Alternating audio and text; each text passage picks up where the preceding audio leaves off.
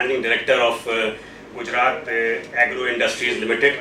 Mr. Randhawa, can I ask you to join us on the panel? I would also like to invite on the panel Dr. Chandan Chatterjee. He is the Director of the Center for Entrepreneurship of the Gujarat government. And Dr. Chatterjee, could we have you on the panel, please? I would also like to invite a very well-known personality of Ahmedabad and Gujarat, and I think the kind of things that she is doing, she is known across the country. Ms. Ruzan Kambata, she is a serial entrepreneur, and more than that, I think she's been taking up a lot of these issues and causes where she is getting together various groups within the citizens to come and get and use IT to really avail the services, whether it is security or whether it is health and things like that.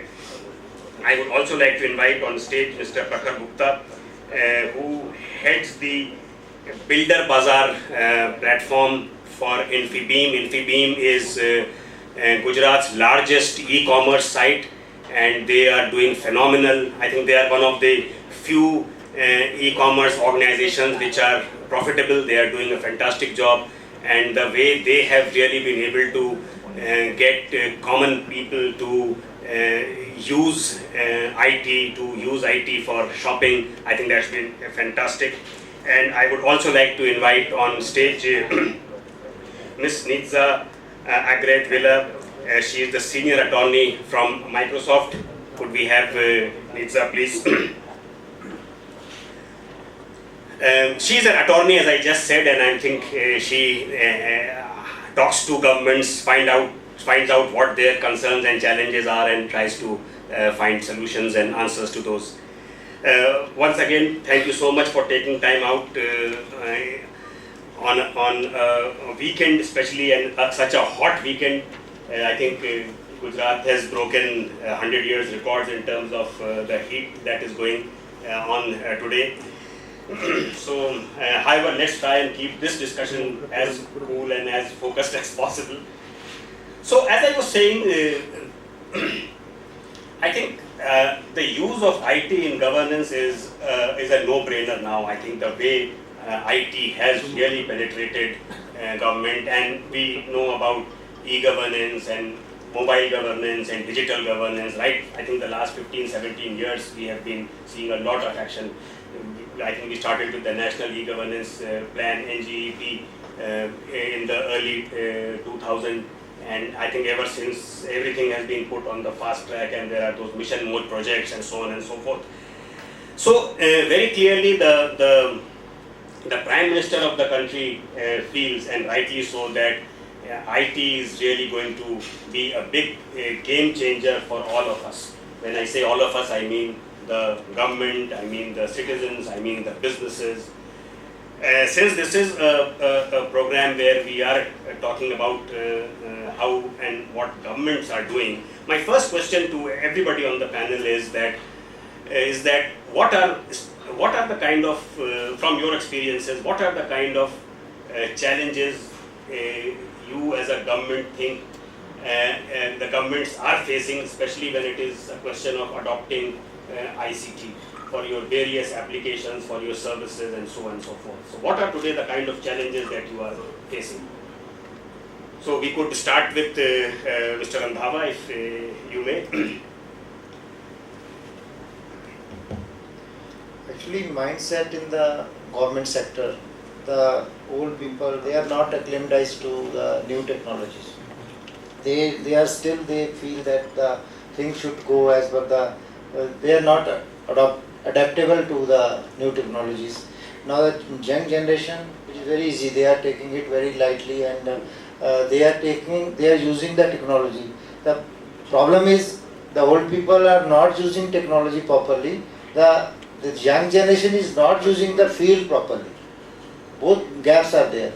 The young people feel that everything can be sorted out, everything can be done by the technology, which is also not possible. At the same time, the old lot is feeling that they are only doing the technology things, they are not doing the field work. That is, I feel, that is the gap we are feeling. And that's a very interesting point. I think the old guard is still a little wary of what all technology can do and how can I really use technology.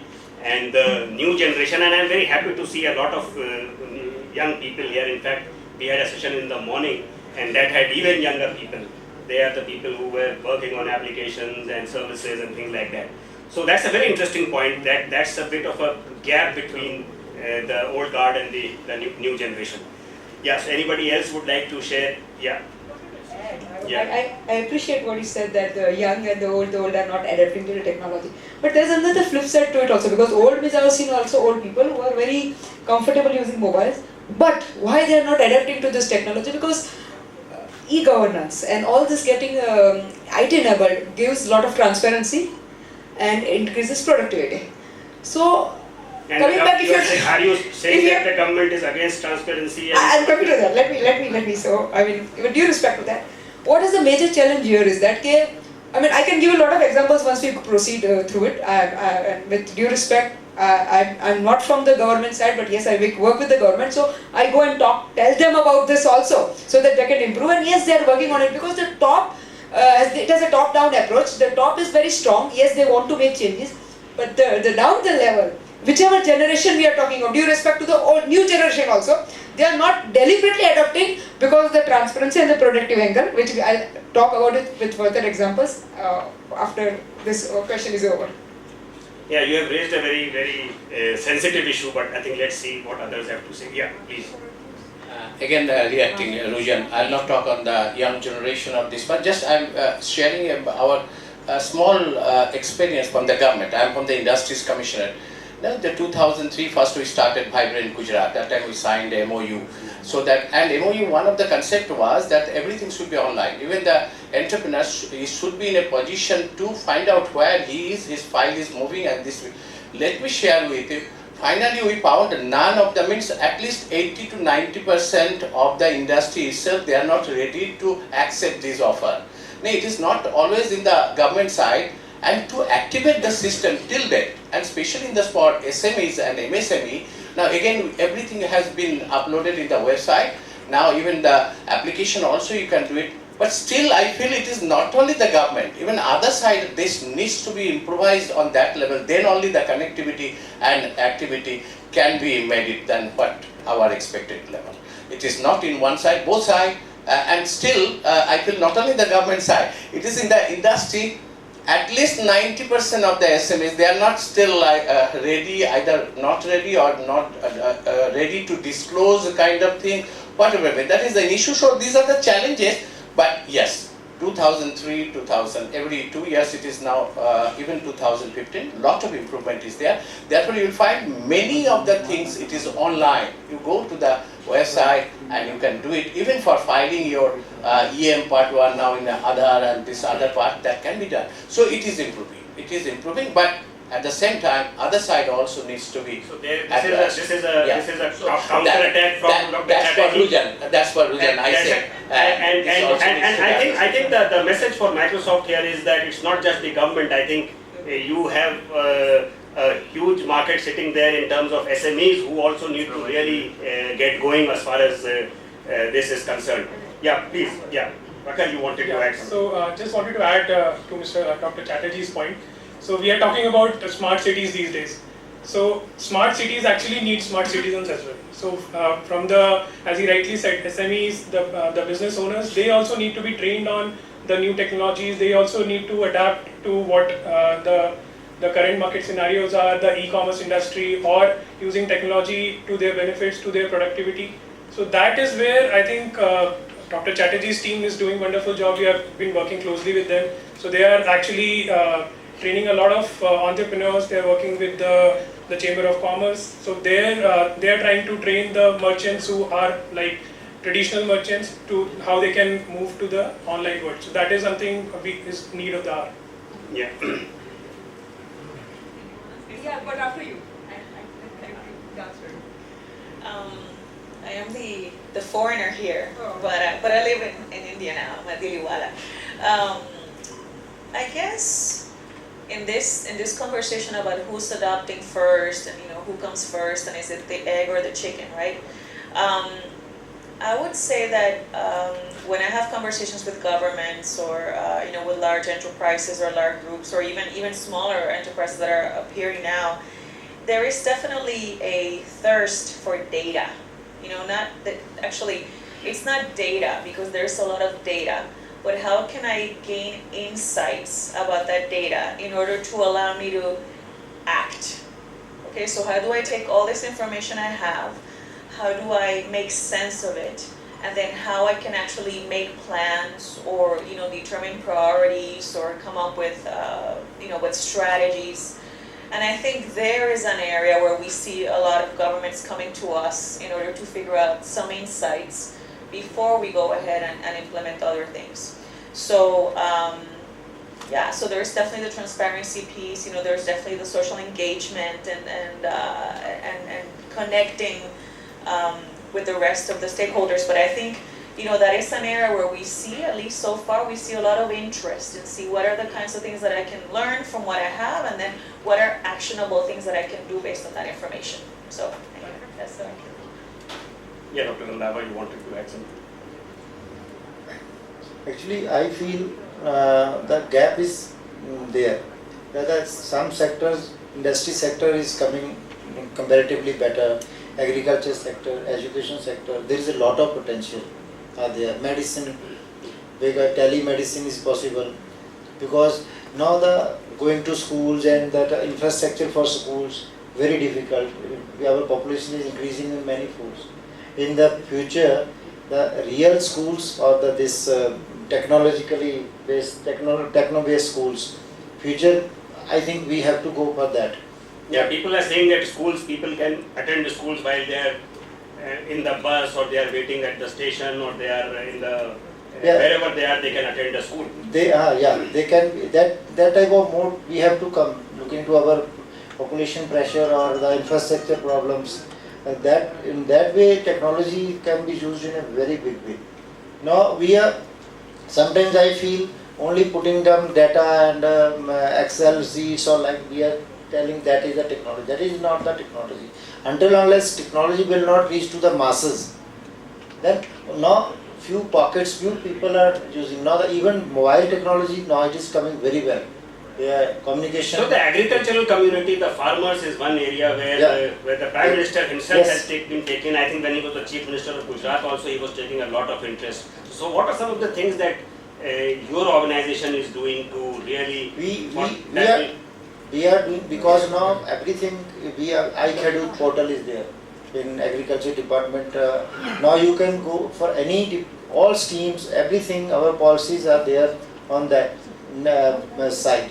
The farmers, previously it was very difficult to do the applications to this. We know they can do directly application by using the technology. iCadoot portal is there. Anybody can go to there. If you register one time, then you have to give your code only. Then every scheme will be in front of you.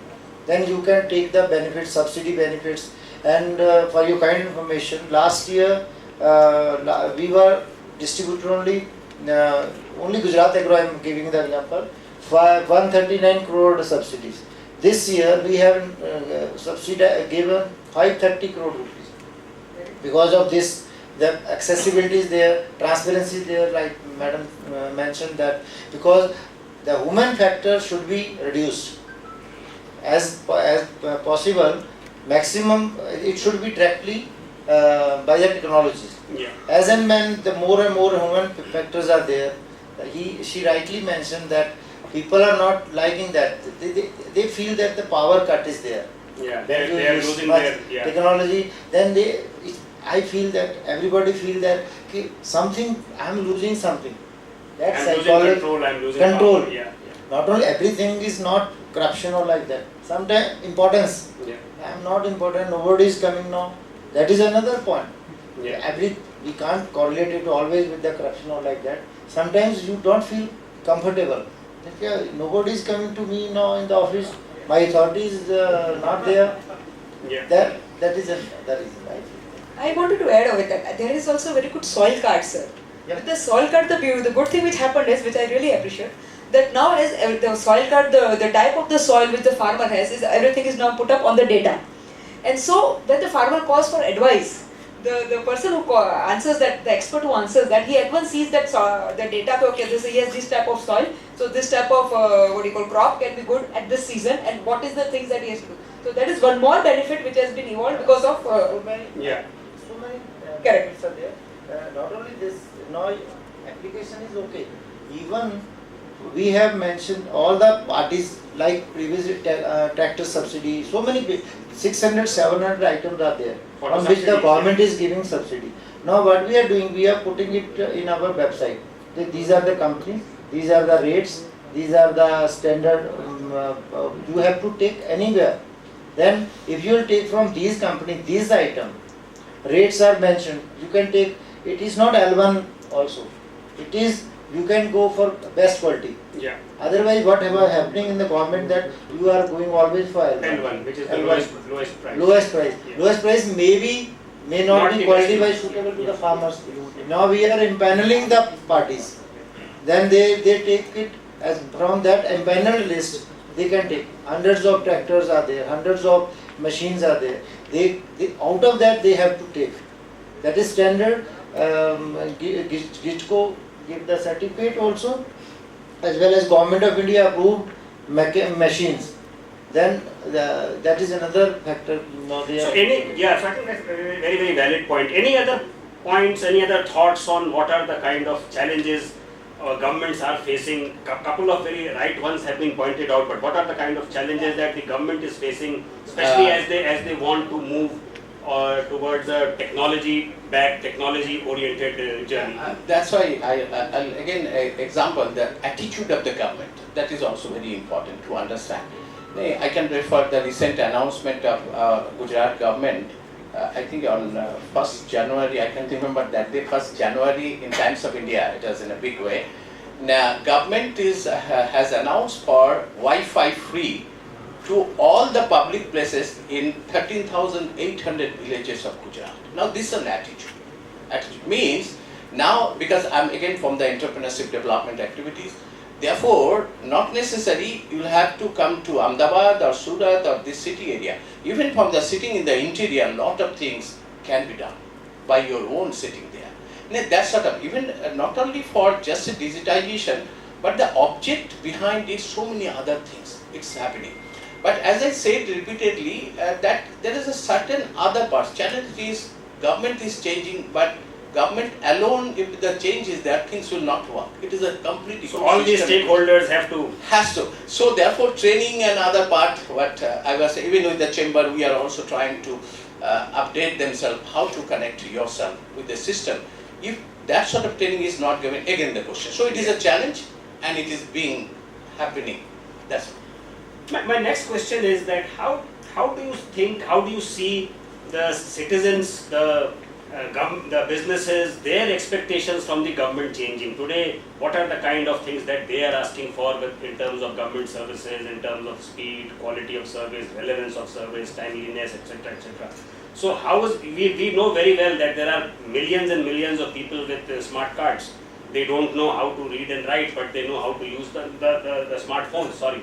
So, and they know that there are so many services that can come over the smartphone. So today, how do you think that the citizens, your users, whether it is a citizen or whether it is an entrepreneur or whether he is whoever he is, whether he is a businessman, how are those expectations changing? Can I explain? Yeah. The simple expectation is ease of doing business, which is very popular. Everybody knows Yeah. in the index. I think we are on the 130. So that's a very 134. So while we have been hearing about ease of doing business, So but now on the other I'm hand, coming to that. He mentions that things are online, EM1, EM2 forms are there, accepted. It was done fast. I did my EM2, it was done very fast, accepted. But when we call of ease of doing business, including MSMEs and SMMEs, there are two things about it. One thing as a young entrepreneur or coming up entrepreneur, when we are talking of how we want to get our licenses, let's say I want to start up a restaurant. So for starting up a restaurant, I require a few licenses. So I have to go from pillar to post. So if all these things are being digitized, it will be very easy.